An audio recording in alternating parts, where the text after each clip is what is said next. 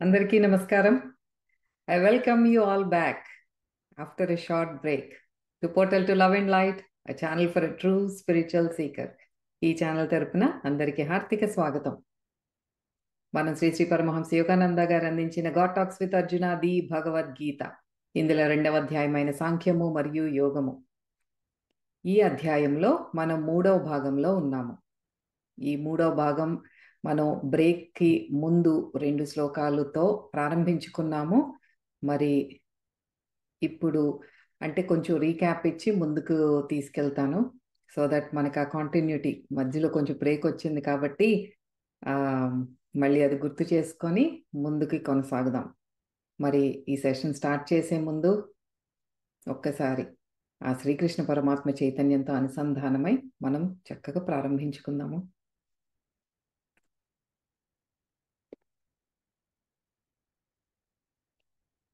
ఓం శ్రీ గురుభ్యో నమః. ఓం శ్రీకృష్ణ పరమాత్మనే నమః. ఓం శ్రీమాత్రే నమః. ఓం సాయిరామ్. ఓం సాయిరామ్. ఓం సాయి.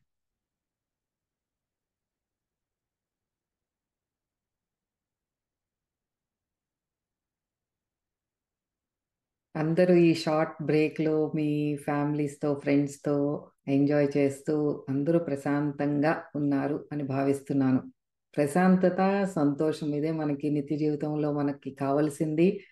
మనం పాకులాడేది కూడా దానికోసమే. ఎంత సంపాదించుకున్నా ఏం చేస్తున్నా ద అల్టిమేట్ మనకి ఇండైరెక్ట్ గోల్ ఏంటి అంటే హ్యాపీనెస్ అండ్ పీస్. సో మరి దానికి చూపే మార్గమే పరమాత్మ మనకి భగవద్గీత ద్వారా అందిస్తున్నారు. ప్రతి మనిషి ఆధ్యాత్మికతలో ఉన్నా లేకపోయినా సరే మనం నిత్య జీవితంలో ఏం చేయాలి, ఎలా ఉండాలి, మన ఆలోచనలు ఎలా ఉండాలి, మన చర్యలు ఎలా ఉండాలి, ఇవన్నీ కూడా ప్రతిదీ ఈచ్ అండ్ ఎవ్రీథింగ్ టచ్ చేసి మనకి ఇలా ఉండాలి మీరు అని చెప్తున్నారు. ఈ గ్రంథం especially God talks with Arjuna the Bhagavad Gita is dedicated to spiritual seekers. ఆధ్యాత్మికతలో ముందుకు వెళ్ళాలి అనుకునే వాళ్ళకి ప్రత్యేకంగా అందించిన మహాగ్రంథం ఇది. మరి మనందరిలో కూడా చాలామంది స్పిరిచువల్ సీకర్స్ ఉన్నారు. వారికి అందరికీ కూడా చాలా ఉపయోగపడుతుంది. మరి పోయిన వారం మనం ఏం నేర్చుకున్నాం? మనకి పరమాత్మ 11వ శ్లోకం, ఈ అధ్యాయంలో 11వ శ్లోకం నుంచి ఆత్మతత్వ జ్ఞానాన్ని, ఆత్మ యొక్క నిజ స్వభావం ఏమిటి, దానికి మరణం లేదు, దేనితోనూ చెలించదు, ఇది అన్నిటికీ అంటే మనలో ఉన్న ఈ పంచభూతాలు ఏదైతే ఉన్నాయో వీటన్నిటికీ అతీతమైనది. ఇదంతా ఎంతో లోతుల్లో మనం నేర్చుకున్నాము. ఆత్మకి మరణం లేదు, ఇది శాశ్వతమైనది, ఇది నిత్య పదార్థము అంతా తెలుసుకున్న తర్వాత మనకి 31, 32 శ్లోకాలు అంటే ఈ బ్రేక్కి ముందు జరిగిన సెషన్లో మనం ధర్మం గురించి చెప్తున్నారు. ప్రతి మనిషికి ధర్మ యుద్ధం అనేది ప్రతి ఒక్కళ్ళ విధి అది అని మనకి కర్తవ్య బోధ చేస్తున్నారు. ఏంటి మీ కర్తవ్యం ఏంటి? ఒక సాధకుడుగా అయి ఉండొచ్చు, భౌతిక ప్రపంచంలో ఉన్న ఒక సామాన్య మానవుడు అయి ఉండొచ్చు, ఎవరైనా సరే వారి యొక్క విధి ఏంటి అనేది మనకి గుర్తు చేస్తున్నారు, మందలిస్తున్నారు, ముందుకు నడిపిస్తున్నారు పరమాత్మ. అయితే 31వ శ్లోకంలో మనం ఏం తెలుసుకున్నాము అంటే మన సమాజంలో ఉన్న కాస్ట్ సిస్టమ్ ఏంటి, ఎలా వచ్చింది, పూర్వకాలం నుండి మనకి క్షత్రియులు ఎవరు, శూద్రులు ఎవరు, వైశ్యులు ఎవరు, బ్రాహ్మణులు అంటే ఎవరు, వీళ్ళకి చక్కగా ఒక్కొక్క దానికి దాని లోతుల్లో ఉన్న ఆధ్యాత్మిక అంతరార్థం ఏంటి, అందులో ఎందుకు వచ్చింది కాస్ట్ సిస్టమ్ అనేది. ఈ 4 వర్గాలలో కూడా మనం ఉన్నది, ఆధ్యాత్మిక సాధకుడు ఉన్నది ఒక క్షత్రియుడు ఉన్న ఆ స్థితిలో ఉన్నాం మనం. అంటే ఏంటి, శూద్రులు అయితేనేమో నిత్యం కోరికలతో పాటు ఇంద్రియాలతో పాటు బయటికి వెళ్ళిపోయే లోబడిపోయి ఉన్న స్వభావంతో ఉన్న వాళ్ళు శూద్రులు. వైశ్యులు అని ఎవరు అనిపించుకుంటారంటే మనలో ఉన్న అజ్ఞానాన్ని, ఆ జ్ఞాన ప్రాప్తి కోసం, ఆ జ్ఞానంతో అజ్ఞానాన్ని నిర్మూలించాలి అని నిత్యం పరితపించే వాళ్ళు వైశ్యులు. క్షత్రియులు ఎవరని అంటారు అంటే మనం నిత్య ధ్యాన సాధన ద్వారా, ప్రాక్టీస్ ద్వారా మనలో ఉన్న అంతర్శత్రువులన్నీ మీద దాడి చేసి యుద్ధం నిత్యం ప్రకటిస్తూ ఆ విజయాన్ని సాధించాలి అన్న కాంక్ష ఉన్నవారు క్షత్రియ స్థితిలో ఉన్నవారు. అలా నిత్య ధ్యాన సాధన వల్ల ఎవరైతే ఆ పరమాత్మతో ఐక్యం అవుతారో వాళ్ళు బ్రాహ్మణులు అని ఈ వర్గాలకి ఉన్న ఆధ్యాత్మిక అంతరార్థాన్ని తెలుసుకున్నాము. అలాగే 32వ శ్లోకం ద్వారా ధర్మ సూక్ష్మం ఏంటి? అహింస అని చెప్తున్నాము, కానీ అహింస అంటే మనలో ఉన్న ఈ చేతగానితనాన్ని అహింస అన్న పేరుతో ఆ ముసుగు కప్పుకుంటున్నామా? దేనిని అహింస అంటున్నాము? అహింసకి లోతుల్లో ఉన్న ఆ సూక్ష్మం ఏమిటి అంటే అధర్మాన్ని ప్రతిఘటించటం కూడా. మన ముందు అన్యాయం జరుగుతున్నప్పుడు దానిని ప్రతిఘటించటం కూడా అహింస మార్గములో ఉన్న సూక్ష్మం అది. అంతేకాని దానిని మన ఎదురుగా ఏదైనా జరుగుతున్నప్పుడు అమ్మో అని ఆ స్పిరిచువాలిటీ అని ఆ ముసుగు కప్పుకొని చేతగానితనాన్ని మనం ప్రకటించకూడదు. డూ నో ఈవిల్ అని చెప్పారు, ఈవిల్ని భరించవద్దు అని కూడా చెప్పారు పరమాత్మ. ఇది మనం 32వ శ్లోకం ద్వారా తెలుసుకున్నాము. మరి ఈరోజు మనం ఈ మొదటి వీడియోలో ఈ వారం నేను 2 వీడియోలు షేర్ చేస్తాను. మొదటి వీడియోలో 33, 34 శ్లోకాలకి ఉన్న ఆధ్యాత్మిక అంతరార్థాన్ని తెలుసుకుందాము. రెండవ వీడియోలో ఆ తర్వాత 2 శ్లోకాలు 35 మరియు 36 శ్లోకాలకు ఉన్న అంతరార్థాన్ని తెలుసుకుందాము. మరి ఈ 4 శ్లోకాలు కూడా పరమాత్మ చాలా చక్కగా మనల్ని తెడుతున్నారు, మందలిస్తున్నారు. అంటే బుజ్జగించినట్లు చెబుతూనే చక్కగా తిడుతున్నారు. నాకు ఎటువంటి ప్రమేయము లేదు. ఏదైతే అందించారో దానికి ఇంకొంచెం యోగానంద గారు 4 యాడ్ చేసి ఇంకా చివాట్లు పెడతారు. ఆ బుక్ ఎవరైతే ఫాలో అవుతున్నారో వాళ్ళకి మాత్రమే అర్థమవుతుంది అది. పరమాత్మ ఒక మాట అంటే దానికి యోగానంద గారు ఇంకో 4 యాడ్ చేస్తారు. దానికి నేను ఏమీ లోపం చేయకుండా దానికి ఇంకొక ఎక్స్ట్రా 4 యాడ్ చేస్తాను. ఎందుకంటే లోపం జరగకూడదు కదా. సో ఈరోజు చెప్పుకోబోయే 4 శ్లోకాలు అలాగే ఉంటాయి. సో ఇంకొక చిన్న చేంజ్ ఏంటంటే నేను మన సాయి మేడం శ్లోకం చదివేసిన తర్వాత నేను బ్యాక్గ్రౌండ్లోకి వెళ్ళిపోతాను. You'll be only hearing my voice. ఇంకా నేను నా రూపం కనిపించదు.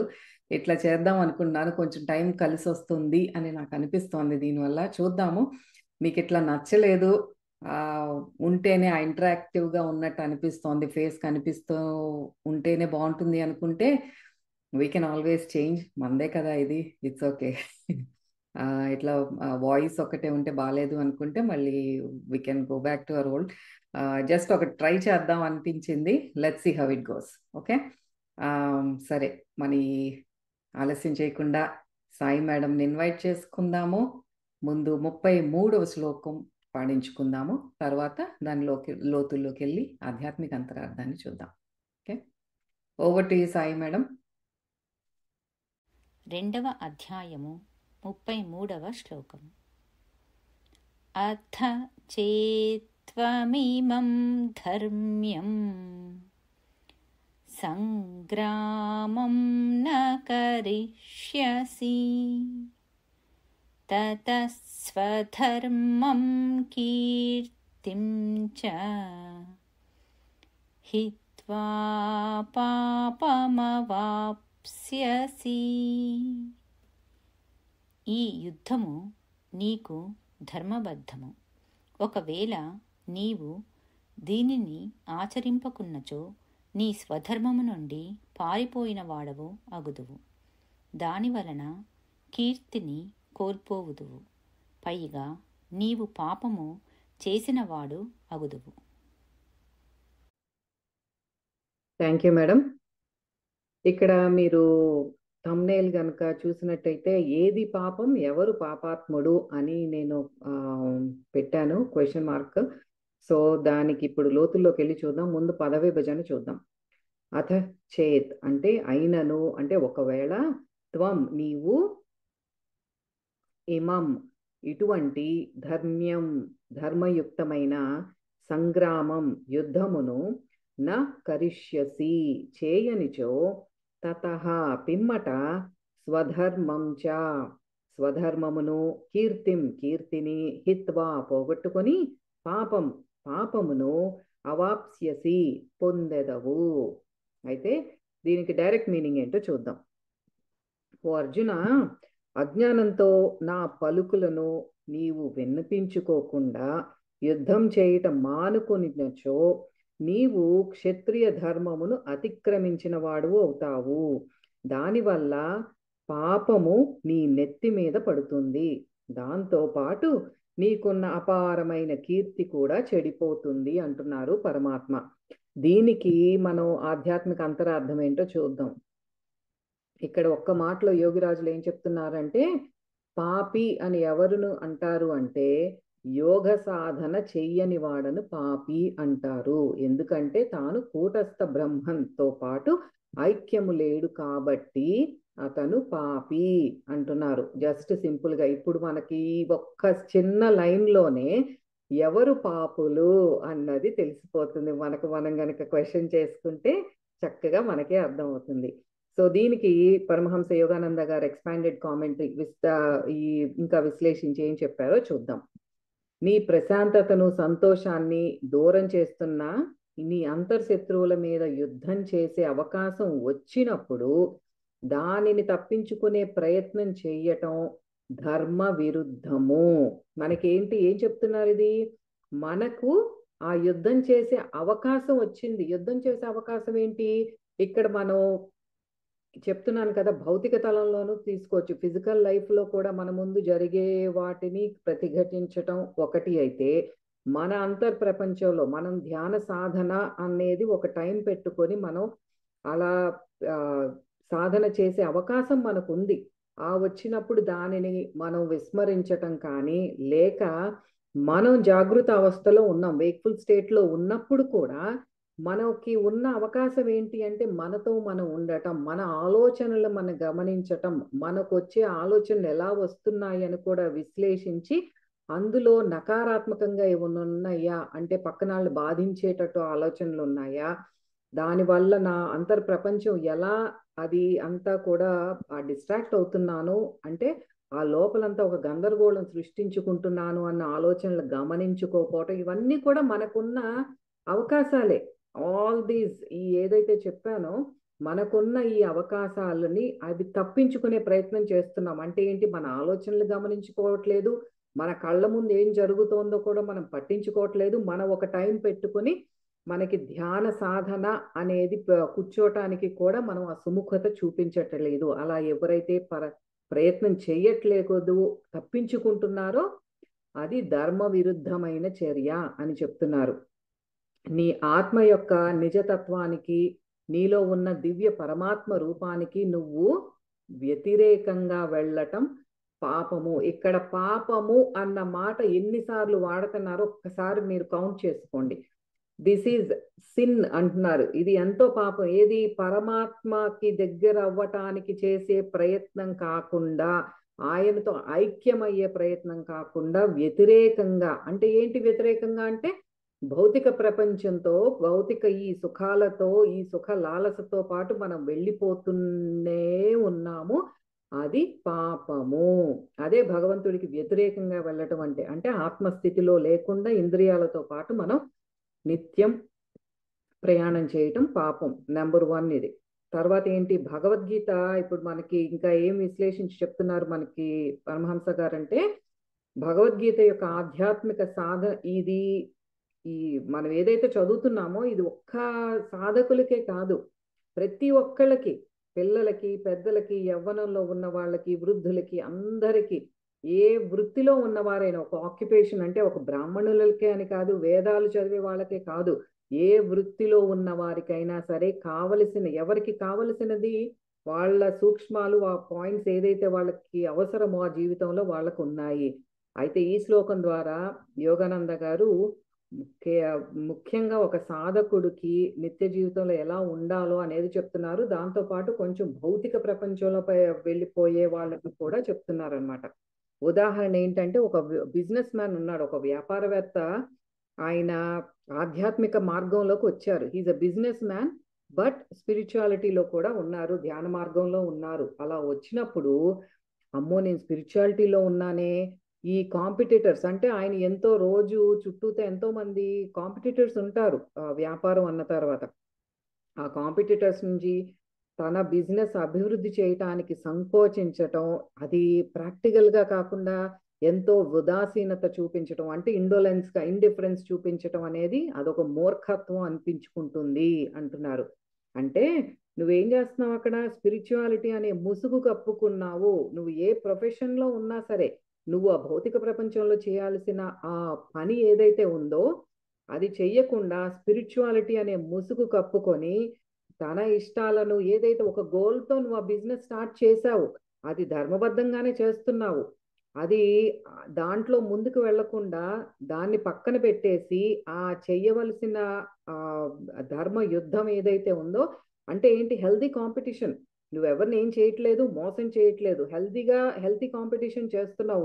నువ్వు ఇంకా నీ ప్రోడక్ట్ ఏదైతే నువ్వు ఒక బిజినెస్ ఒకటేదో మ్యానుఫ్యాక్చరింగ్ ఉంది, ఆ ప్రోడక్ట్ని ప్రొడ్యూస్ చేస్తున్నప్పుడు ఇంకా దాన్ని క్వాలిటీ ఎలా పెంచుకోవాలి, ఇంకా నలుగురికి ఉపయోగపడేదిలా ఎలా చేయాలి అనేది నీ ఆలోచనతో చేసినప్పుడు, అది ఆపేసి స్పిరిచువాలిటీ ముసుగులో అది కనుక నువ్వు చెయ్యకపోతే ఇంకా నువ్వు ముందుకు సాగలేవు, విజయాన్ని సాధించలేవు. ఆ కాంపిటీటర్స్ నిన్ను తొక్కేసి వాళ్ళు ముందుకు వెళ్తారు. వాళ్ళు మరి అందరినీ మోసం చేసే వాళ్ళు అయి ఉండొచ్చు కదా. అది పాపమే అని చెప్తున్నారు. ఆ నిర్వర్తించవలసిన కర్తవ్యాన్ని, ఆ పాటించవలసిన ధర్మాన్ని పాటించకుండా ఆ సమస్యలు తెచ్చుకోవటం వ్యాపారంలో అయి ఉండొచ్చు, మరి దేంట్లో అయినా సరే ఆ వైఫల్యాన్ని ఎదుర్కోవటం అంటే దానినే శ్రీకృష్ణ పరమాత్మ పాపము అంటున్నారు. సో ఇది రెండోసారి పాపం అన్న మాట వాడారు. దీనికి కాంట్రాస్ట్ ఏంటి? అట్లా అని ఒకళ్ళు మోసం చేసి ఇప్పుడు ఆ, మనమే ఉన్నాము ధర్మబద్ధంగా వ్యాపారం చేసే వాళ్ళు ఆ కాంపిటీషన్ని ఎదుర్కోకుండా ఏదో ఒక ఉమ్, ఆ, నీతులు చెప్తా ఉంటారు కదా, వాళ్ళని అట్లా చేయటం తప్పు అంటున్నారు. You have to do what you have to do. ఇంకా దీని కాంట్రాస్ట్ ఏంటి? ఈ ఆపోజిట్ ఏంటి అంటే ఆ కాంపిటీటర్స్ ని మోసం చేసి వాళ్ళని తొక్కేసి నేను ముందుకు వెళ్ళాలి అనుకోవటం, అది కరెక్ట్ కాదు. అట్లా మోసం చేసి సంపాదించిన డబ్బుతో నువ్వు దాన ధర్మాలు చేయటం, ఈ వందరిలోను కీర్తి అంటే నేనేదో పుణ్య కార్యక్రమాలు చేస్తున్నట్టు డాంబిక ప్రదర్శనలు ఇవ్వటం, పేపర్లో న్యూస్లు ఇచ్చేసి అబ్బో నేను ఈ చారిటీకి ఇంత విరాళాలు ఇచ్చేసానని చెప్పుకోవటం, అది కూడా కరెక్ట్ కాదు.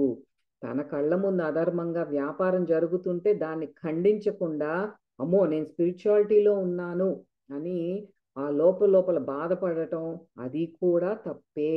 ఇన్ని సినేరియోస్ చెప్తున్నారు. ఇవన్నీ కూడా మనం అజ్ఞానంతో ఈ స్పిరిచువాలిటీ పూర్తిగా అర్థం కాకుండా, ఆధ్యాత్మికత అంటే ఏంటి అని పూర్తిగా అర్థం కాని వాళ్ళు ఇలాంటి ఆ లోపల బాధపడటం, గిల్టీగా ఫీల్ అవటం, ఇవన్నీ కూడా జరుగుతుంది. ఇదంతా కూడా మనం అంతర్ముఖమైనప్పుడు, మన లోపలికి మనం వెళ్ళినప్పుడు, మనం ఆ డీప్ సాధనలో ఎప్పుడైతే ఉంటామో మనలో ఉన్న ఈ అజ్ఞానంతో కూడుకున్న ఈ ఆలోచనలన్నిటి నుంచి కూడా మనం బయటపడతాము. అయితే ఇక్కడ యోగానంద గారు సెల్ఫ్ కంట్రోల్కి అంటే స్వీయ నియంత్రణ, ఆ నిగ్రహానికి, సెన్స్ కంట్రోల్ అంటే ఇంద్రియాలు మనని కంట్రోల్ చేయటం, వాటి రెండిటికి ఉన్న తేడా ఏంటి అనేది ఈ శ్లోకం ద్వారా వివరిస్తున్నారు. ఏం చెప్తున్నారు? మనం ఎప్పుడైతే ఈ ఇంద్రియ ప్రలోభాలకి లోబడిపోయి ప్రతి కోరిక, నాకు ఒక కోరిక వచ్చింది, ఈ వస్తువు కొనుక్కోవాలని కోరిక వచ్చింది, ఆ కోరిక తీర్చుకునే ప్రతి కోరిక తీర్చుకునే ప్రయత్నంలోనే ఉంటామో, వాళ్ళ జీవితం ఎలా ఉంటుందంటే స్టీరింగ్ రాడ్ విరిగిపోయిన ఒక బండిలాగా ఉంటుంది. ఆ వెళ్ళి ఏదో ఒక గోతులో, రోడ్డు పక్కన గోతులో పడుతుంది. ఇది పాపము. అంటే ఏంటది? ఇంద్రియ ప్రలోభాలకు లోబడిపోయి ప్రతి కోరిక తీర్చుకునే ప్రయత్నంలో ఉండే ప్రతి మనిషి కూడా పాపియే. అటువంటి చర్య పాపపు చర్య. నెక్స్ట్, ఇంద్రియ నిగ్రహం అంటే మనకు ఆ నిగ్రహం వచ్చింది, ఇంద్రియాలను మన స్వాధీనం చేసుకొని బుద్ధి విచక్షణతో ఉన్నప్పుడు మనం ఆ సెల్ఫ్ కంట్రోల్తో ఉన్నట్టు అనమాట. అంటే ఏంటి? మన కంట్రోల్లో ఇంద్రియాలు ఉన్నాయి. ఒక కోరిక వచ్చినా సరే అది మనకి కంటి ముందు మా మా బ్రహ్మాండమైన భోజనం పెట్టారు, అయినా సరే నాకు అంతకు ముందు ఎంత నాకు తిండి మీద ఆ వ్యామోహం ఉన్నా సరే నాకు ఇప్పుడు సాధనతో ఇంద్రియ నిగ్రహం వచ్చింది, బుద్ధి విచక్షణ వచ్చింది. ఒక ముద్ద తింటాను, ఆపేస్తాను, అంతేకాని అంతకు ముందులాగా ఆ అబ్బా గుమగుమలాడిపోతోంది అన్నట్టు ఇంకా దాంతో పాటు వెళ్ళిపోనన్నమాట. అదే తేడా. అదే చెప్తున్నారు, మనకి సెల్ఫ్ కంట్రోల్కి సెన్స్ కంట్రోల్కి ఉన్న తేడా ఏంటి అని చెప్తున్నారు. ఆ నియంత్రణ లేని వాడినే పాపి, పాపాత్ముడు అంటారు. ఇక్కడ మళ్ళీ ఇంకొకసారి చెప్తున్నారు, sin, what is sin and what is the sinner, who is the sinner. అయితే మనం ఇదంతా కూడా ఈ భగవద్గీతలో చెప్పేదంతా మనసుకి ఎక్కించుకుంటే, దాని లోతుల్లోకి వెళ్ళి ఆలోచిస్తే వైరాగ్య భావన అనేది ఆటోమేటిక్గా వచ్చేస్తుంది. ఎంత మనకి స్ట్రాంగ్ హ్యాబిట్స్ ఉన్నా సరే, ఎంత ఎన్ని వాసనలు ఉన్నా సరే, అన్నిటి నుంచి కూడా మనకి ఈ జ్ఞానం ఎప్పుడైతే లోపలికి వెళ్తూ ఉందో ఆటోమేటిక్గా మనలో చేంజెస్ అనేవి జరుగుతూ ఉంటాయి. మన ఈ మార్గంలోకి వచ్చి ఇంద్రియ నిగ్రహం, ఆ సెల్ఫ్ కంట్రోల్ తెచ్చుకోవాలి అనే ప్రయత్నం చేస్తున్నప్పుడు మన అంతరంలో ఒక యుద్ధమే జరుగుతుంది. నిత్యం మనం గమనిస్తూనే ఉంటాం ఇది. టెంప్ట్ అయ్యామా, కోరికల వాటి వెనకాల పడుతున్నాము అంటే మనం సంతోషానికి ఇంకా పరమాత్మకి కూడా దూరం అవుతున్నాము. ఇది మనం అండర్లైన్ చేసుకోవాల్సింది. కోరికల వెంట వెళుతున్నాము అంటే నువ్వు పరమాత్మకి దూరం అవుతున్నావు. పరమాత్మ స్థితి, కూటస్థ చైతన్య స్థితి నుండి నువ్వు దూరంగా బాహ్యంగా బహిర్ముఖమైపోయి ఇంద్రియాలతో వెళ్తున్నావు. ఆ వ్యవహారంలోకి ఎక్కువ వెళ్ళిపోతున్నావు. వస్తుకాంక్ష ఇవన్నీ కూడా పెంచుకుంటున్నావు అని చెప్తున్నారు. నియంత్రణ నాకు వచ్చింది అనుకున్న వాళ్ళు కూడా నిత్యం గమనించుకుంటూనే ఉండాలి. లేదంటే ఈ పంచేంద్రియాలు అనేది వెరీ వెరీ స్ట్రాంగ్ ఇంద్రియాలు. మరి 6వ ఇంద్రియం ఏంటంటే మనస్సు. దానికి ఎంత స్ట్రెంగ్త్ ఉంటుందంటే, మనకి ఎంత డీప్ సాధన చేసే వాళ్ళకి, నిత్యం చేసే వాళ్ళకి కూడా గమనించుకోకపోతే అవి పక్కనే దాడి చేయటానికి సిద్ధంగా ఉంటాయి. వెరీ వెరీ బీ అవేర్ సాధక అని చెప్తున్నారు. మనం ఎప్పటికప్పుడు గమనించుకుంటూ వాటి మీద ఆధిపత్యాన్ని వహిస్తూ ప్రాక్టీస్ చేస్తున్నప్పుడు మన లోపల ఒక మెంటల్ ఎనర్జీ, ఆధ్యాత్మిక శక్తి అనేది పెరుగుతూ పెరుగుతూ ఉంటుంది. మనకి పరమాత్మ ఈ నియంత్రణ అనే శక్తిని ఆల్రెడీ ఇచ్చారు, మనలో ఉంది అది. దాన్ని మనం జాగృతం చేసుకోవడం మన అందరి కర్తవ్యం అని, అది మన విధి అని మనకి గుర్తు చేస్తున్నారు. ఈ దివ్య లక్షణాలు జాగృతం చేసుకుంటేనే, ఇప్పుడు ఒక బిడ్డ తండ్రి దగ్గరికి వెళ్ళి అబ్బా నాకు ఫస్ట్ ర్యాంక్ వచ్చింది చూడు నాన్న అని ఎలా చెప్పుకుంటారో, మనం కూడా పరమాత్మ బిడ్డలము, పరమాత్మ బిడ్డని అని గర్వంగా చెప్పుకోవచ్చు. ఎట్లా, I'm the son of the God. ఇదే క్రిస్టియానిటీలో కూడా ఇలాగే చెప్తారు కదా, సన్ ఆఫ్ ద గాడ్. అదే మనం చేయవలసింది ఏంటి అంటే, మనలో ఉన్న ఆ డివైన్ క్వాలిటీస్, దివ్య లక్షణాలు ఏనున్నాయో అవన్నీ జాగృతం చేసుకునే నిత్య ప్రయత్నం జరుగుతూనే ఉండాలి. అలా ఆత్మోన్నతికి కాకుండా మనం నియంత్రణ కోల్పోయి, నేను ఇంకా ఓటమిని ఒప్పుకుంటాను, ఇంద్రియాలకు నేను లోబడిపోతున్నాను, ప్రతిసారి కూడా నేను ఓడిపోతున్నాను, ఒక కోరిక రాగానే అది తీరే వరకు కూడా నాకు ఆగట్లేదు, నా మనసు ఒప్పుకోవట్లేదు, I have to fulfil that, ఆ కోరిక ఏదైతే వచ్చిందో అది తీర్చుకునే దీనిలోనే ఉన్నాను అంటే అదే పాపము. అంటే ఐ రిపీట్ దిస్, ఆ కోరికల వైపు వెళ్ళే నిత్య ప్రయత్నం చేయటమే పాపము అంటే వారినే పాపాత్ముడు అంటారు. ఆధ్యాత్మిక మార్గంలోకి మనం వచ్చి గురుముఖత నేర్చుకున్న సాధన ఎప్పుడైతే మనం నిత్యం ఆ సాధన చేస్తూ ఉంటామో, అలా అంతర్ముఖమై ఆ సాధన ఇంకా ఇంటెన్సిఫై చేసి గాఢ ధ్యాన స్థితిలోకి ఎప్పుడైతే ఉంటామో, సాధకుడు ఇలా అనుభూతి చెందుతాడు. ఎలా? నేనే నాలోని ప్రశాంతత అనే సామ్రాజ్యానికి చక్రవర్తిని.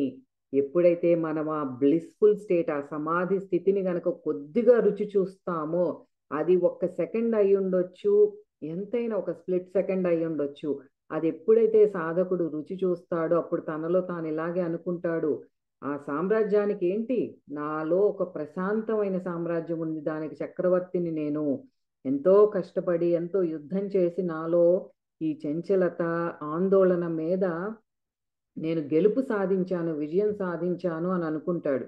అంటే మనకి డే అంతా కూడా ఎన్నో మనం ఫేస్ చేస్తూ ఉంటాము. ధ్యాన సాధనలో కూర్చున్నప్పుడు కొంతసేపటికి డీప్ స్టేట్లోకి వెళ్ళినప్పుడు చాలా ప్రశాంతంగా ఉంటుంది. ఆ స్టేట్లో ఉన్న సాధకుడు ఇలా ఒక ఆలోచన అనుకుంటాడంట, అబ్బా నేనే చక్రవర్తిని, ఎంత హాయిగా ఉంది నాకు, ఎంత ప్రశాంతంగా ఉన్నాను అని అనుకుంటాడనమాట. ఎంత పరాక్రమవంతుడైన యోధుడైనా కూడా ఎప్పుడు ఎప్పుడు నిత్యం అప్రమత్తంగా ఉండాలి.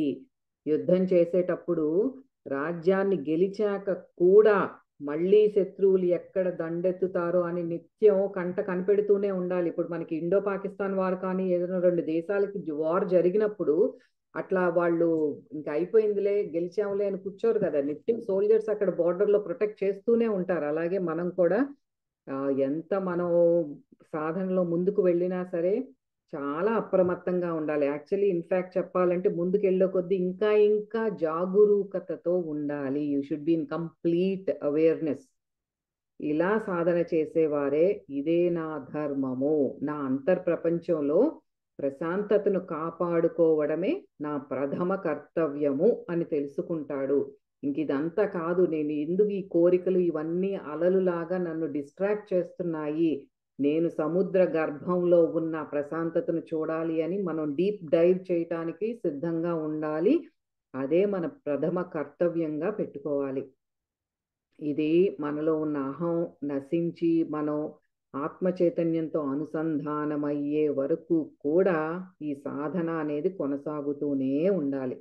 ఒక్కసారి మనం నిర్వికల్ప సమాధి స్థితికి చేరుకున్న తర్వాత ఇంకా ఈ ఇంద్రియాలతో ఇంకా భయం ఉండదన్నమాట. నిర్వికల్ప సమాధి స్థితి అనే ఒక్క మాటలో చెబితే అది దానికి అన్యాయం చేసిన మాట అవుతుంది. That is the ultimate state anybody can achieve. అంటే ఇప్పుడు మనకి ఫింగర్స్ మీద లెక్క పెట్టొచ్చు ఈ స్థితిలో ఉన్న ఒక గురువులు కానీ మనకు మహానుభావులు చాలా కొద్ది మందే ఉంటారు ఈ సమాధి స్థితిలో ఉండి.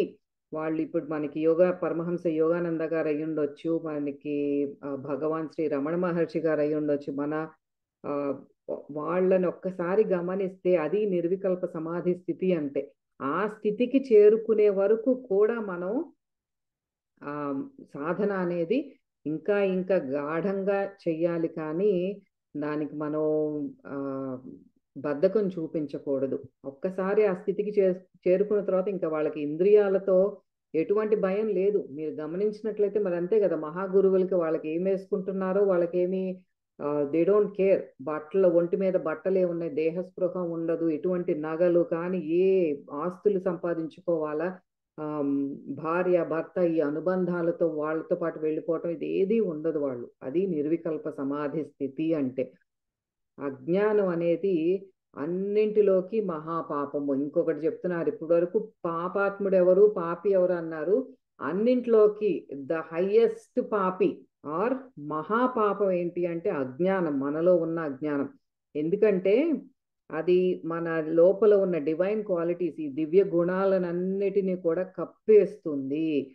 ఆత్మను ఆత్మ చైతన్యాన్ని ప్రకటితం చేయకుండా కప్పివేస్తుంది. మనం ఇప్పుడు ఆ డివైన్ క్వాలిటీస్ని మనం ప్రకటిస్తున్నాము అంటే అందరితోనూ ఎంతో ప్రేమతో ఉంటాము, ఎంతో క్షమతో ఉంటాము. మనకి ఇంట్లో వాళ్ళతోనే అంటే ఇంట్లో ఉన్న భార్య పిల్లలు భర్త పిల్లలు కానీ అత్తామామలు కానీ లేకపోతే ఇమీడియట్ ఫ్యామిలీ సిబ్లింగ్స్తో రైవల్రీ, ఆస్తి వ్యవహారాల్లో రైవల్రీ, ఇవన్నీ ఎందుకు? అదంతా అజ్ఞానం కాక మరేంటి? మా ఆ అజ్ఞానమే మనలో ఉన్న డివైన్ క్వాలిటీస్ ఏదైతే ఉన్నాయో అందరినీ సమభావంతో చూడటం కానీ క్షమతో చూడటం కానీ మనం ఎందుకు చేయలేకపోతున్నాం అంటే బికాస్ ఆఫ్ లోపల ఇన్గ్రెయిన్డ్గా ఉన్న మన అజ్ఞానం, నరనరాల్లో పేరుకుపోయిన అజ్ఞానం వల్ల. ఇదే మహాపాపం అన్నిటిలోకి అంటున్నారు. దాని నుండే మరి అన్ని ఉద్భవించినాయి. అహం అనేది కానీ దేహాత్మ భావన కానీ ఇవన్నీ మొదలైంది అజ్ఞానం నుంచే. అవిద్య అజ్ఞానం మనం తెలుసుకున్నాం కదా. మనలో ఈ శారీరక మానసిక ఆధ్యాత్మిక దుఃఖానికి కారణభూతం ఏమిటి అంటే మనలో ఉన్న అజ్ఞానము. అజ్ఞానాన్ని మనం దేంతో తరిమి కొడతాం?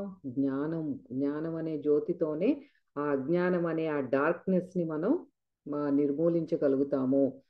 ఇటువంటి సాధన లేని వ్యక్తి అసలు భగవత్ చింతన కానీ ఒక నామస్మరణ కానీ ధ్యాన మార్గం కానీ ఎటువంటి సాధన లేని వ్యక్తి అజ్ఞానము అనే పాపములోనే సజీవ మరణం, ద లివింగ్ డెత్, సజీవ మరణాన్ని అనుభవిస్తున్నాడు.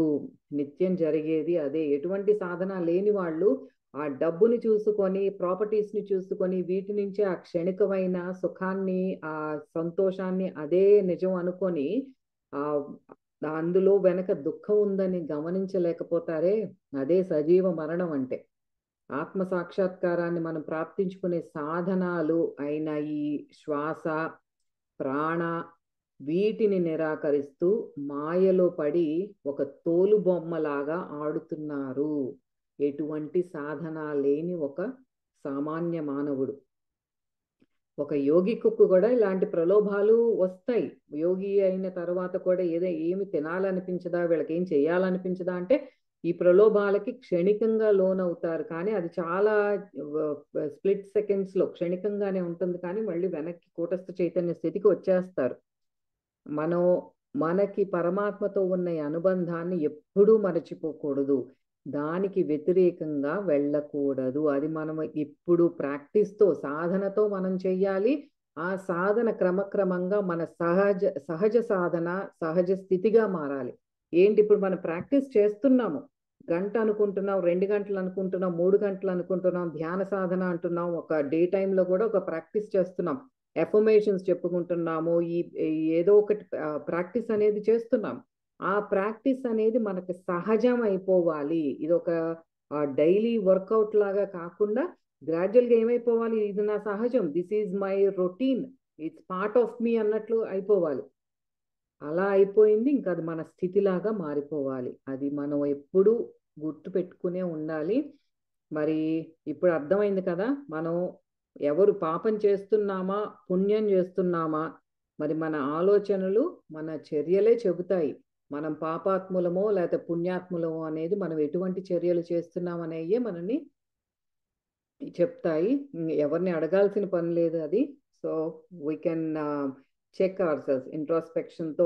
మనం లోపల అంతఃపరిశీలన చేసుకొని పాపం చేస్తున్నామా, పుణ్యం చేస్తున్నామా, ప్రతి చర్య, ప్రతి ఆలోచన, మనసులో కదలాడే ప్రతి గమనించుకుంటూనే ఉండాలి మనం. ఇదే 33వ శ్లోకానికి ఉన్న నిగూఢమైన ఆధ్యాత్మిక అంతరార్థము. మరి సాయి మేడంని ఇన్వైట్ చేసుకుని 34వ శ్లోకానికి పాడించుకుందాము. తర్వాత దాని అంతరార్థాన్ని చూద్దాం. Over to you Sai madam. 2వ అధ్యాయము 34వ శ్లోకము. అకీర్తిం చాపి భూతాని కథయిష్యంతి తే వ్యయాం సంభావితస్య చాకీర్తిః మరణాదతిరిచ్యతే.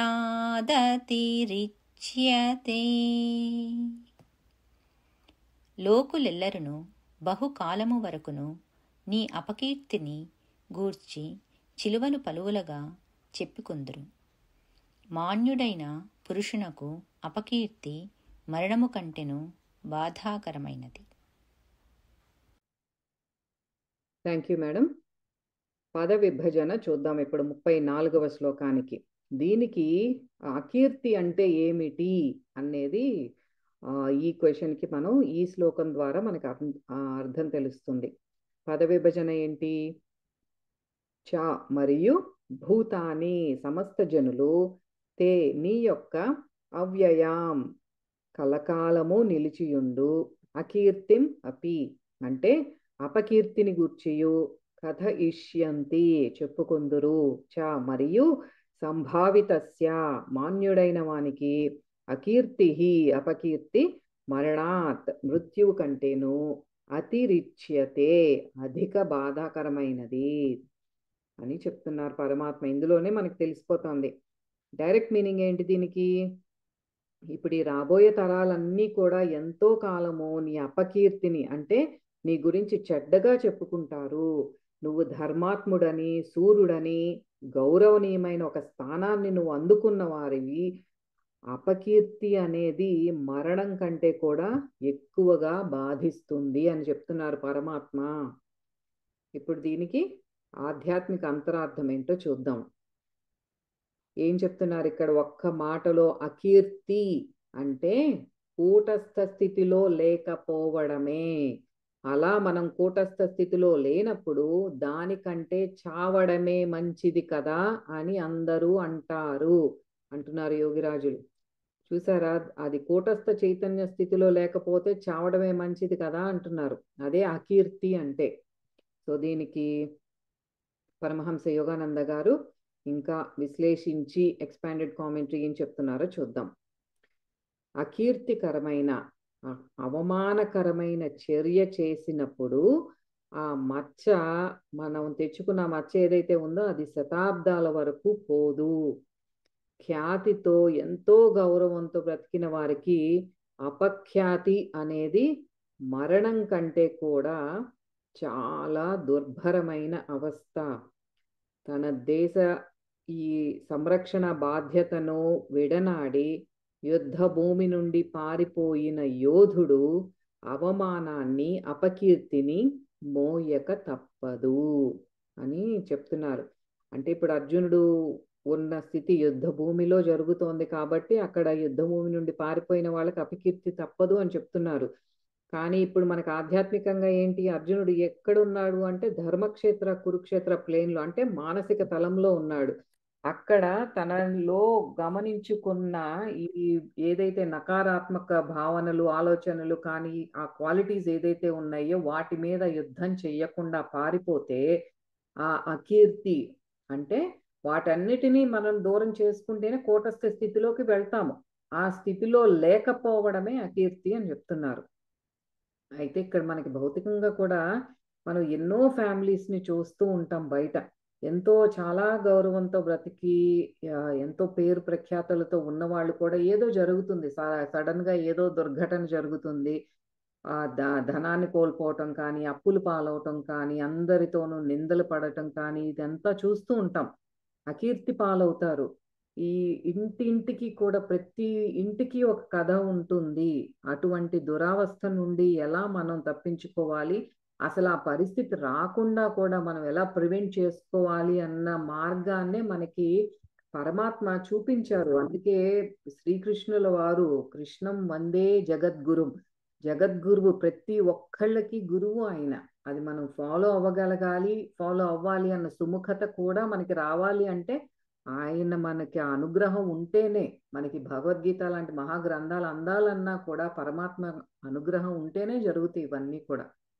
అయితే బాధ్యతలు వదిలేసి వెళ్ళిన వారు ఎవరు కూడా, కొంతమంది ఆ ఫ్యామిలీ రెస్పాన్సిబిలిటీస్ ఇంకా నాకు వద్దు, నేను చెయ్యలేను అనుకొని ఒకలాంటి వైరాగ్య భావనతో కానీ, ఒక పిరికితనంతో కానీ ఎవరైతే వదిలేసి వెళ్తారో వాళ్ళు ఎప్పుడు కూడా ప్రశాంతంగా ఉండలేరు. బ్రతికుండగానే నరకాన్ని చూస్తారు అటువంటి వాళ్ళు. ఎవరైతే ఇంద్రియ ప్రలోభాలకు లోబడిపోయి తన శరీరం నాశనం అవుతున్నా కూడా పట్టించుకోరో వారు కూడా పిరికి వాళ్ళే. అంటే ఏంటి, మన శరీరం అనేది ఆ ప్రలోభాలకు లోనైపోవటం, శరీరం నాశనం అవుతాం అంటే ఏంటి, మనకి ఈ లైఫ్ స్టైల్ చేంజెస్తో మనకి ఎన్నో జబ్బులు తెచ్చుకుంటున్నాం. మనకి ఇప్పుడు నిత్యం చూసేది హై బ్లడ్ ప్రెషర్ కానీ, డయాబెటీస్ కానీ, ఈ stress related diseases like anxiety కానీ, డిప్రెషన్స్ కానీ, ఇవన్నీ ఎందుకు వస్తున్నాయి అంటే బికాస్ మనం పట్టించుకోవట్లేదు. మనం we are not changing our lifestyle. ఎప్పుడు మందుల మీద రిలై అవుతున్నాము, ఒక డాక్టర్ నుంచి ఇంకొక డాక్టర్ దగ్గరికి మారటానికి చూస్తున్నాం. కానీ నేనేం చేస్తే నా ఆరోగ్యం బాగుపడుతుంది అన్న ఒక ఆలోచన దగ్గరికి వెళ్ళి దాని లోతుల్లోకి వెళ్ళి మనం కనుక రెస్పాన్సిబిలిటీ తీసుకుంటే ఆ మనకే ఆ సమాధానం దొరుకుతుంది. అలా ఎవరైతే పట్టించుకోరో వాళ్ళు పిరికి వాళ్ళు అని చెప్తున్నారు. ఇంద్రియాలతో పోకుండా ఉండాలి అంటే దానికి ఎంతో మనకి సంకల్ప బలం కావాలి, లోపల విల్ పవర్ కావాలి. బాధ్యతలు వదిలేసి తప్పించుకు తిరిగే వారికి వాళ్ళ అంతరాత్మ, వారి మనస్సాక్షి ఎప్పుడు విమర్శిస్తూనే ఉంటుంది. బయటికి ఎంత వాళ్ళు ఏం పట్టించుకోనట్టు కానీ ప్రగల్భాలు పలికినా సరే లోపల మనస్సాక్షి అనేది ఉంటుంది ప్రతి ఒక్కరికి. అది ప్రశ్నిస్తూ ఉంటుంది, విమర్శిస్తూ ఉంటుంది. ఈ మనలో ఈ ఇంద్రియాలతో అంతర్యుద్ధం నిత్యం జరుగుతూనే ఉంటుంది. ఇలా ప్రతి ఒక్కరికి జరుగుతుంది. సాధనతో మనం కొంత మెంటల్ రెసిస్టెన్స్ అనేది, అంటే ఇంద్రియ నిగ్రహము, కొంత మనల్ని మనం ఓకే సముదాయించుకోవటం కానీ, ఆ సాధనతో అనేది కొంత వస్తుంది మనకు ఆ శక్తి. మనకి కొద్దిగా ఎప్పుడైతే ఆహా! పర్లేదు నేను ముందుకెళ్తున్నాను కదా! I'm okay. నేను కొన్ని రోజులు రిలాక్స్ అవుతాను అని ఎవరైతే సాధనని కొంచెం పక్కన పెడదామని ట్రై చేస్తారో, అలా రిలాక్స్ అవ్వగానే మళ్ళీ ఆలోచనలు, ఈ ప్రలోభాలు విజృంభిస్తాయి. అదే ఇందాక కూడా చెప్పాను కదా! ఈ ఇంద్రియాలని, మనస్సుని ఒక కంట ఎప్పుడు కనిపెట్టుకుంటూనే ఉండాలి. ఈ అంతర్యుద్ధం ఇంక నేను చెయ్యను, సాధన చెయ్యను అనేవాళ్ళు బ్రతికుండగానే మరణాన్ని అనుభవిస్తారు. ఎందుకు అనుభవిస్తారు? సాధన చేయకపోతే ఏమవుతుంది అంటే, మనకి నిత్యం దుఃఖంలో ఉంటాము. ఆ దుఃఖం లోతుల్లోకెళ్ళి అసలు ఎందుకొస్తాంది నాకు ఈ నిత్యం ఏదో ఒక పరిస్థితులు ఎదుర్కోవాల్సి వస్తాందే. ఆహ్, ఆ సుఖం అంటే ఏదో క్షణికంగా ఉంటాంది. ఏదో వస్తువు కొనుక్కుంటే ఉంటాంది. ఏదో బాహ్యంగా ఉంటోంది. కానీ ఎప్పుడు ఏదో ఒక ఆందోళనతో ఉంటున్నానే అని క్వెషన్ వస్తూనే ఉంటుంది. అదే మనకి నరకం అంటే. ఎందుకంటే మనం పరమాత్మకి దూరం అయిపోతున్నాము. సాధన ద్వారా ఏమవుతోందంటే we're taking one step towards కూటస్థ చైతన్యం వైపు మనకు ఒక్కొక్క అడుగు ముందుకు వేస్తున్నాము. మన మనస్సుని కూటస్థంలో లయం చేస్తున్నాము. అదే మనకు అర్థం కావాల్సిందక్కడ. అది చెయ్యని వాళ్ళకి మరణంతో సమానమైనదే అది అని చెప్తున్నారు. సాధకులు ధ్యాన స్థితిలో భగవంతుడితో ఐక్యమయ్యి, మళ్ళీ భౌతిక సుఖాలు, అలవాట్లు వీటితో పాటు వెళ్ళిపోవటమే లివింగ్ డెడ్. జీవన్మరణము. జీవించి ఉండగానే మరణించటం ఏంటంటే, ఈ స్పిరిచువాలిటీ అనేది ఒక పాత్ తీసుకున్నాము. ధ్యానం, నిత్య ధ్యాన సాధన ఉంది. ధ్యాన స్థితిలో భగవంతుడితో ఐక్యమయ్యి, క్షణికంగా ఆ ప్రశాంతతని చూస్తున్నాము. మళ్ళీ ఏంటి జాగృత అవస్థలో మళ్ళీ కొద్ది కొద్దిగా రిలాక్స్ అవ్వటం. భౌతిక సుఖాల మీదకి ఎందుకంటే చాలా టెంప్టింగ్‌గా ఉంటుందది. అట్లా వెళ్ళిపోవటమే మనకి మరణము అంటే. మనం తెలుసుకోవాల్సిందేంటంటే, మనం ధ్యాన స్థితిలో అనుభవించే ఆనందంతో పోలిస్తే ఈ భౌతిక సుఖాలు ఎంతో తుచ్చమైనవి. చాలా వెరీ ఇన్ఫీరియర్ క్వాలిటీ అది. మనకి సుపీరియర్ క్వాలిటీ అది కావాలి. మన్ మనకి వస్తువుల్లో కూడా అదే కదా చూసేది. క్వాలిటీ చూస్తాం. అందులో అట్లా చూసుకున్నా సరే, మనం ధ్యాన స్థితిలో ఏదైతే ఆ బ్లిస్‌ఫుల్ స్టేట్‌ని మనం ఫీల్ అవుతున్నామో, అనుభవిస్తున్నామో, దాంతో కంపేర్ చేస్తే ఈ భౌతిక సుఖాలు క్షణికంగా ఒక వస్తువుల ద్వారా వచ్చినవన్నీ కూడా తుచ్చమైనవి. ఆ అనుభూతిని ఏది ఆహ్, పరమాత్మని పరమానంద స్థితిని అనుభూతి చెందిన సాధకుడు తన సాధనకి ఎటువంటి ఆటంకాలు రాకుండా చూసుకోవాలి. ఇంకా ముందుకు వెళ్ళడానికి నిత్య ప్రయత్నం చేస్తూ ఉండాలి. ఆ ప్రయత్నం అనేది తీవ్రం అవ్వాలి. ఆ బ్రహ్మానందం ఏదైతే ఉందో ఇంకా ఇంకా నేను ఆ స్టేట్‌లోనే ఉండాలి. ఇంకా ఆ స్థితికి రీచ్ అవ్వాలి. ఇంకా ఎక్స్‌పాండ్ చేసుకోవాలి ఆ టైంని. నేను ఆ స్థితిలో ఉండేటట్టు చూసుకోవాలి అనే తాపత్రయంతోనే ఉండాలి. ఇంద్రియాలతో, ఈ ప్రలోభాలతో, పాత అలవాట్లతో యుద్ధం అనేది ఎప్పుడూ జరుగుతూనే ఉండాలి. మనకి జాగృత అవస్థ వేక్‌ఫుల్ స్టేట్‌లో అయ్యుండొచ్చు. మనకి ధ్యానం స్థితిలో ఉన్నప్పుడు అయ్యుండొచ్చు. అది నిత్యం జరుగుతూనే ఉండాలి. చేతకాని వాడిని, పారిపోయాను అని ఒక లేబుల్ తెచ్చుకున్న మనం, దానిని తిప్పికొట్టే ప్రయత్నము అంటే, ఆ యుద్ధం అనేది జరుగుతూనే ఉండాలి. అంటే ఏంటి కొన్నాళ్ళు రిలాక్స్ అయ్యాము. నాకు ఇంక వద్దులే కొద్దిగా రిలాక్స్ అవుదాం. నాకు మంచి అనుభూతులొస్తున్నాయి, అనుభవాలొస్తున్నాయి. నేను అనుకున్నాను, నాకు లా ఆఫ్ అట్రాక్షన్ అని చెప్పారు. నేను ఇల్లు కొనుక్కున్నాను, కారు కొనుక్కున్నాను. ఇంక చాల్లే ఈ సాధన అని వెనక్కి వెళ్ళేవాళ్ళు అది గమనించుకుంటూ ఉండాలి. మళ్ళీ వచ్చేసేయాలి. ఆ యుద్ధం జరగాలి. ఫైనల్ డెస్టినేషన్ ఏంటంటే మోక్షం. పరమాత్మలో లయం అవ్వటం. That is the destiny. ఇక్కడ ఈ ధ్యాన సాధన కూడా మనం ఈ భౌతిక సుఖాల కోసమే వాడుకుంటున్నాం. అది ఇంకా పాపపు చర్య. అలా ఎప్పుడు చేయకూడదు. దానివల్ల ఇంకా కార్మిక్ ప్యాటర్న్స్‌లో ఇరుక్కుంటాం. భౌతిక సుఖాల కోసం ధ్యానాన్ని మనం ఎప్పుడైతే ఒక సాధనంగా వాడుకుంటున్నామో, ఐ రిపీట్ దిస్ అందరికీ లా ఆఫ్ అట్రాక్షన్ ఇవంతా చాలా అట్రాక్టివ్‌గా కనిపిస్తాయి. కానీ, దాంతో మనం ఇంకా భౌతిక సుఖాలనే కోరుకుంటున్నాం కాబట్టి, అవి ఇంకా మనల్ని కార్మిక్ ప్యాటర్న్స్‌లోకి ఇరుక్కుపోయేలాగా చేస్తాయి. ఇది బాబా చెప్తారు ఈ మాట. అది అలా కాదు. మనకి పరమాత్మతో ఐక్యం అవ్వాలి అన్న ఒకటే ధ్యాస పెట్టుకోవాలి. ఆ యుద్ధం నిత్యం జరుగుతూనే ఉండాలి. అప్పుడే తప్పకుండా సాధకుడు తనలోని ఆ మాయ, ఆ మన లోపల ఉన్న ఈ అవిద్య డిల్యూజన్ ఏదైతే ఉందో ఆ మాయ పైన మానసిక ఆందోళన, ఈ ప్రలోభాలు వీటన్నిటి మీద విజయం సాధిస్తాడు.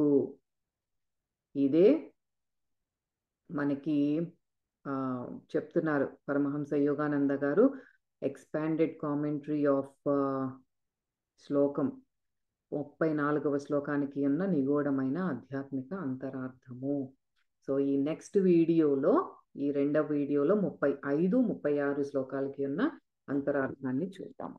సో మళ్ళీ జాయిన్ అవుదాం. మీకు వీలున్నప్పుడు ఈ రెండవ వీడియో కూడా చూడండి. Okay, thank you.